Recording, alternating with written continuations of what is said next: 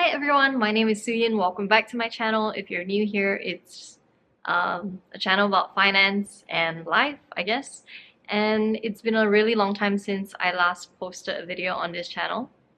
I've been doing life and I have updates. I am engaged and I'm really happy. The last time I talked about anything on this channel, I guess when it came to relationships, I was still single, and then I met my fiance. I'm not going to tell you about him, but basically we are engaged and I'm very happy. And this video is nothing about that. It's actually about my fibroid surgery procedure that I went through, and I wanted to jump on here and share it with all of you, just in case you have, thoughts about getting insurance, thoughts on fertility, thoughts on getting a checkup, which is always a good idea as we go into our 20s, 30s, 40s, and so on. So yeah, that's what that video is about today. I guess I'm gonna tell you about my insurance journey, and I am a big proponent of getting medical insurance, especially if you're in your 20s, you're just starting out work. If you don't have coverage, it is actually a really good time to start looking at it and to get a policy that is suitable for you. And if you are up for getting an insurance agent to help you with all of the filling in of forms, the claim process, any troubleshooting, and any questions that you have, I highly recommend getting someone who you can trust, who knows what it is all about, and who is able to help you when you need it the most. So I actually had insurance as purchased from my family previously, and when I had a look at it, I was not very happy with the service, and I was not very happy with the coverage either. So what I opted to do was I got a recommendation from my really good friend, and he gave me the best insurance agent ever because he was able to explain it to me in such a way that I understood it very clearly. I got enough coverage. I was paying, a decent amount every month for a very decent amount of coverage. I'm paying 270 ringgit per month for this medical policy under Great Eastern, and I think it is a 200 room and board in hospitals. And what else? The coverage is around 1.5 million annual limit a year, and that, if I'm not mistaken, goes up incrementally every single year. I think I am at around the 1.65 million mark currently, and I've been paying for this policy since 2018, so it's been about 6 years. And something that I wanted very strictly to look out for is that there is no lifetime limit on the claims that I can do for this policy, and it includes outpatient treatment of, dialysis, and I cannot remember what was the other thing I was looking out for, but yeah, those were the key components that I was very, very mindful of. So which is no lifetime limit, includes dialysis treatments, and that it increases in coverage every single year. So I think paying 270 ringgit a month is not a bad amount. I know in 2019 or 2020 there was a big increase in insurance premiums, so I'm not sure if you can still get that kind of policy rates for a monthly basis. I also know that it is investment linked and it does not really skew too heavily on the investment part, so we just have that so that I can have a little bit of life coverage. I'm not sure, I think it's like 50,000 life insurance coverage. This insurance agent, he is the bomb, and if you are looking for one, you can always direct message me on Instagram. I can share him with you, and yeah, I'm not sure if he wants to service you. Probably he will, but he will just like shoot you a text and you can get a conversation going. So I'm gonna tell you about my fibroid story, and the fibroid is actually a tumor that is non-cancerous, and how I found out was by going through yearly screenings. By yearly, I mean we should do it yearly, but I don't personally do the yearly health screenings on an annual basis. I first did it, I think, in 2020, and I went with Sunway Hospital because they have this Maybank credit card deal, and it's not cheap. It works out to be about 1,000 plus ringgit for a thorough checkup on everything, blood, cancer markers. They do like an ultrasound, which was how I discovered that my fibroid was still there. So I actually knew about my fibroid prior to that, and at that point in time in 2020, my fibroid was about 3.5 cm, and it was something that I needed to monitor to see if it were going to continue growing and be problematic for me. So I completely forgot about that, and that is why we should continue to do checks. So only this year, in 2024, when I was doing a checkup, that I realized, my fibroid had grown to 5.5 cm, and this is when I was talking to my doctor, and she was like, okay, like if you want to have kids, it is something to consider. Maybe it is preventing me from having kids, from conceiving. When it comes to having a fibroid, it's not necessary that I need to remove it. It's just dependent on what problems it's causing. So the common problems of fibroids is that people tend to have very heavy periods when they have a fibroid, painful periods as well. I didn't have any of those symptoms. The symptom that I had was that I needed to pee more often because I think the fibroid was just pressing on my bladder. And since it was growing, I wanted to get it removed, and the doctor talked about surgery. So when it comes to surgery, there are a couple of ways of going about it. And I am by no means a doctor, so please do your own research and get yourself checked out if you have any of these symptoms, problems, etc. One of the ways is actually called a laparoscopic myectomy, which is a keyhole surgery where they make incisions in, your abdomen area. I think it's 4. And they use a camera to look at what's going on, and they do the cutting and suturing all through, those mini incisions. And you still need to go under general anesthesia, but it is much less invasive than the full-on, myectomy where you cut across the stomach. This is normally done for, correct me if I'm wrong, bigger fibroids. And there's also another surgery of a removal that I think it's called a no, it's not a hysterectomy. It's through the vagina, basically, where they remove the fibroid. Like, it just depends on what kind of fibroid you have. So there's like intramural, where it's like in between the walls, and there's submucous fibroid, where it's in the uterus. There are lots of different types. There's something called a pedunculated fibroid. So it's all very interesting, and you can find all this information on the internet, YouTube predominantly. And I was doing so much research, and basically research meaning I was watching a lot of surgical videos where they're removing the fibroid, and it completely freaked me out.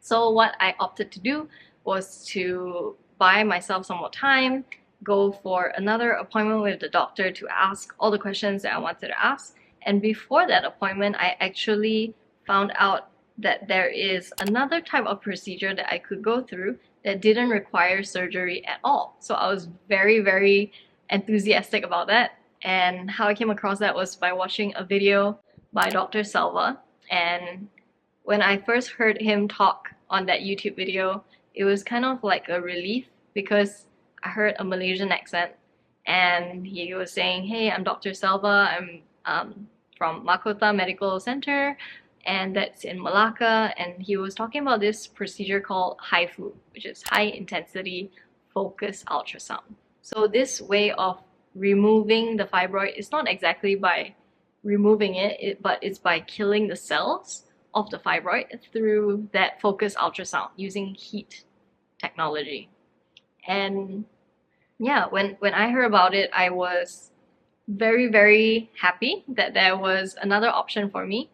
And what I wanted to do straight away was to make an appointment. It was all very easy. There was a WhatsApp number available. I sent a text message to that number and they got all my details and scheduled me in for an appointment where I drove to Malacca from KL.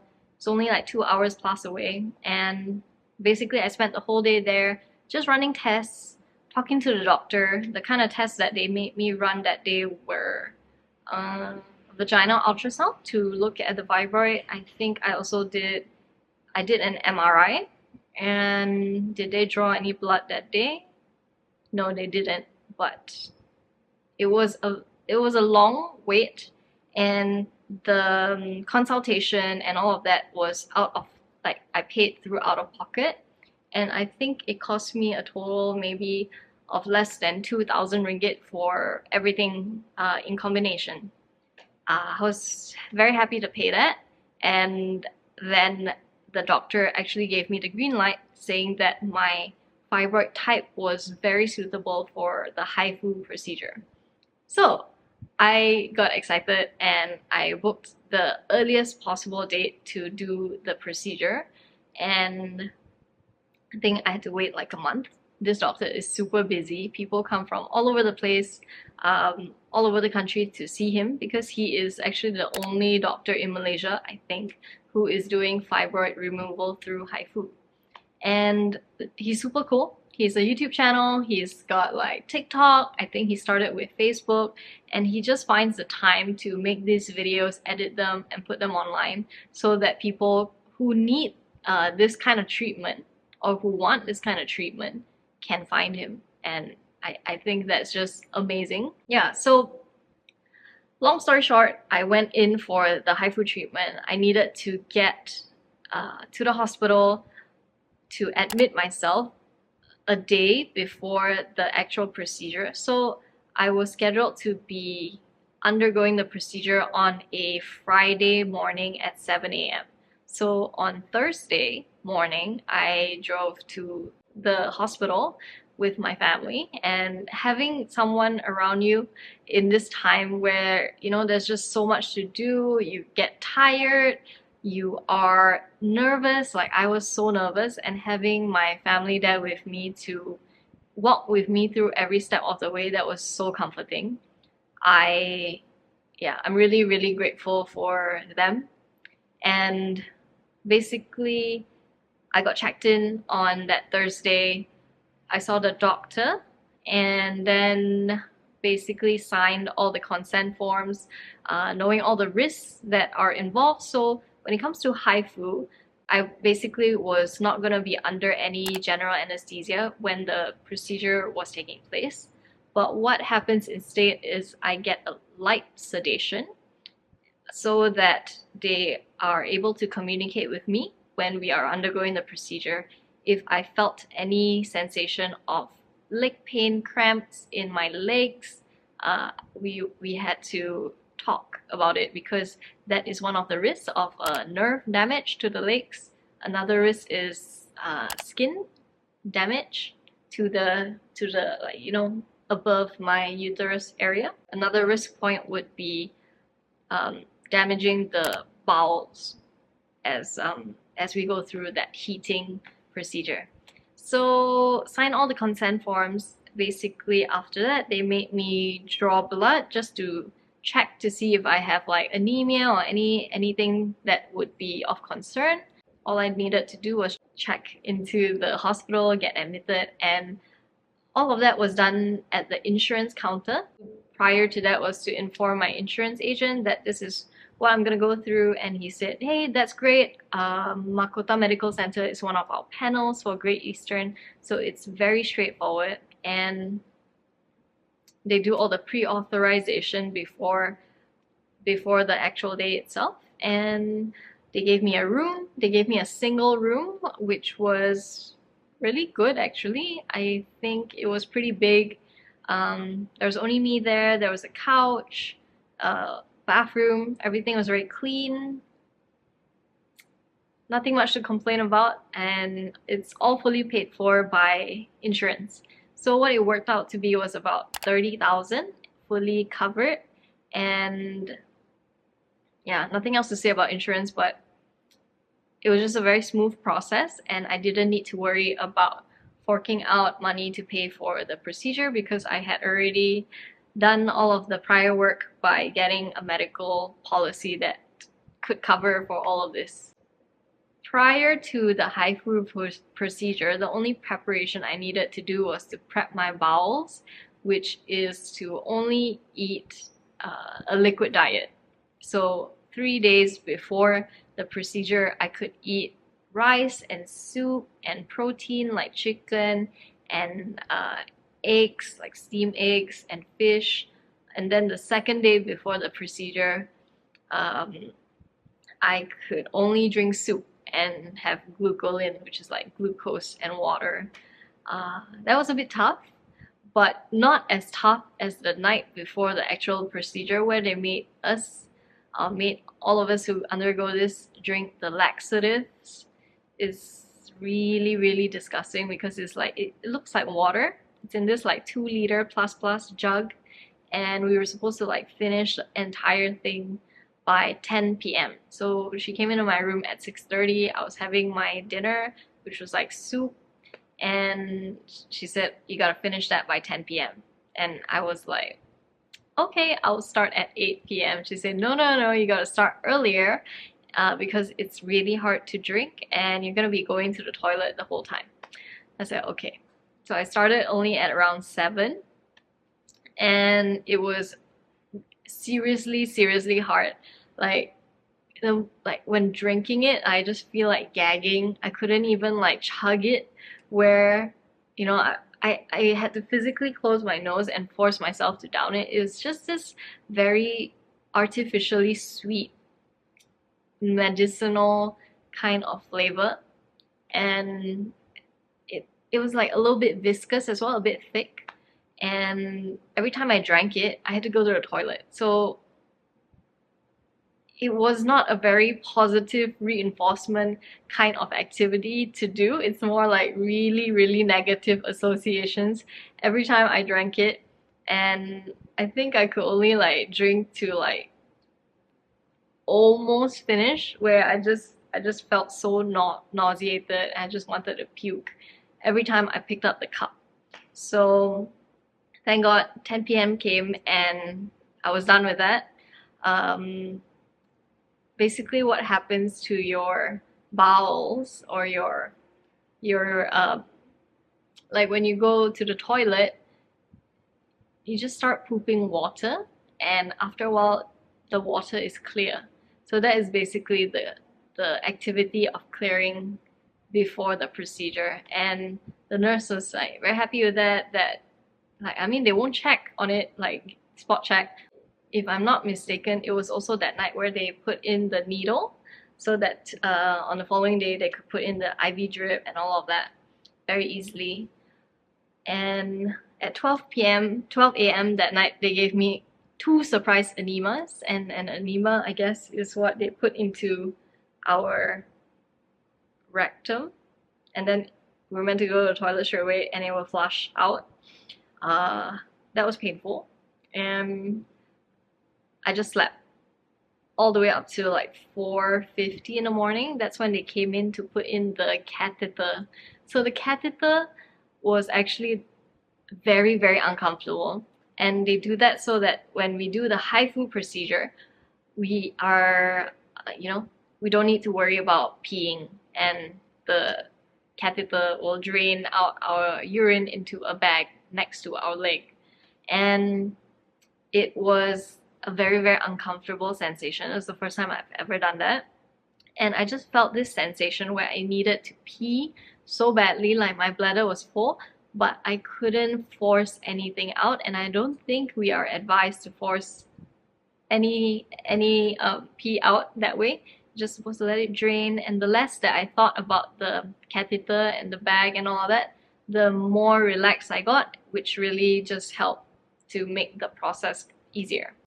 So all of that done, I was wheeled into the HIFU room, and what happened was they were, it's basically a table, and I'm meant to lie on the table, stomach down, and there's a little basin that has the probe inside, which looks like a copper dish. And this basin actually fills with cold water that will be really nice and cold against my skin to help with the contrast of the heat of the HIFU that would be killing the fibroid cells in my uterus. So I was very nervous. What happened was they actually fill my bladder a little bit to I guess like make the pathway very good and very clear. They also had to put like a I don't know what you call it, like a catheter for my rectum to move part of my bowels so that it clears the path again. And when the procedure started, I was not anticipating the pain that would come with the procedure. It's actually pretty painful but very bearable. So it feels like really bad cramps, and it also feels like heat inside and also in my rectum. So it was a very uncomfortable feeling, and it went on for 35 minutes, which is not really long. And after that, it was done. I was so relieved and I was so happy that it was over, so I could stop feeling the pain. But after that, I was meant to lie down on my stomach on the hospital bed for about an hour to just rest the uterus and let all the heat dissipate. So when I was just lying down there, I couldn't sleep, but I just felt so much heat inside of me. And after that, they wheeled me to the MRI room to get an MRI done. Okay, so I've been really rambling on for a very long time. So I'm gonna cut the story pretty short. And I basically had to stay overnight for the after surgery or after procedure period so that they could monitor me to see like if everything were okay. And I had a really good experience in Makuta Medical Center. I've always been the sort of person where I thought, like if I were to get a medical procedure done, it would be in KL. Why would I travel for anything out of state to get, treatment and anything like that? So this was one of the cases where I was humbled because KL didn't have this procedure, and I didn't know that it was actually an option until I did further research. So I guess like for anyone out there who is having to go through any surgery, any second opinion, all of that, ask around and look on the internet, look on Google, YouTube, and I hope you can find the procedure that is very suitable for you, that you're comfortable with. I am very comfortable with this HIFU procedure over the laparoscopic surgery. I highly recommend it if you are suitable to remove your fibroid through this means. Recovery is pretty good. I could actually move around within a couple of hours after the surgery. I actually had to walk to the MRI machine myself, and I could walk pretty fast. I checked out the next day. I could eat normally, and all in all, I think I was just more tired than usual, and I laid off from exercising for about a week, and also I had 2 weeks MC, and yeah, highly recommend it. And that's it for the video today. Have your medical insurance valid, pay for the premium, and one thing that the doctor or the nurses did ask was, when did I actually get my insurance policy? And they recommend that like it's been already operating for the last 2 years, and that makes claims very smooth and very successful. So I guess that's it for the video. I hope you're having a great one, and I will see you again in another video, and take good care. Bye!